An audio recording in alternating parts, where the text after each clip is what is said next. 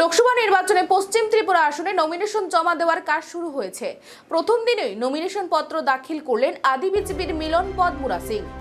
আদি বিজেপির আরেক সদস্য পরীক্ষিত মুরা সিং জানিয়েছেন, পুরনো বিজেপি কর্মকর্তারা মিলে তৈরি করা হয়েছে এই আদি বিজেপি। 2018 সালে বিপ্লব দেবের সরকার গঠন হওয়ার পর তাদেরকে গুরুত্ব দেওয়া হয়নি, কিন্তু তারা বহুদিন ধরে রাজ্যের বুকে বিজেপি দলকে ধরে রেখেছিলেন। কিন্তু ত্রিপুরায় বিজেপির উত্থানের পর দলের মূল স্রোত থেকে তাদেরকে সরিয়ে দেওয়া হয়, এমনকি কাউকে কোনো পদও দেওয়া হয়নি। তাই তারা এই আদি বিজেপি তৈরি করেছেন।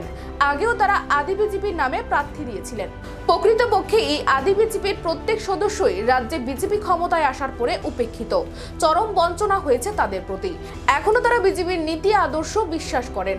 ত্রিপুরার বাস্তব পরিস্থিতি যাতে তারা সংসদে তুলে ধরতে পারেন, তাই জয়ের ইচ্ছা নিয়ে এবারে নির্বাচনে প্রার্থী দিচ্ছেন তারা। পশ্চিম ত্রিপুরা লোকসভা আসনে মনোনয়ন জমা দেওয়া হয়েছে। পূর্ব ত্রিপুরা আসনেও প্রার্থী দেওয়া হবে বলে জানালেন আদি বিজেপির নেতৃত্বরা।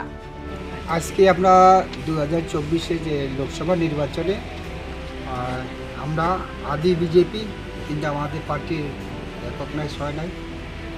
এখনও আমরা ইন্ডিপেন্ডেন্ট এবং আদি বিজেপি হয়ে লড়ছি। আমি বিগত দিনে বিজেপির 16 মে থেকে 2017 বিধানসভা নির্বাচন প্রাক মুহূর্তে আমরা আদি বিজেপি গঠন করি। 2019-এ আমাদের প্রার্থী ছিল নারায়ণ দে। এবারও আমরা পশ্চিম ত্রিপুরা আসনে আদি বিজেপি হয়ে আমরা মিলনপদ মুরা সিংকে মনোনীত করেছি।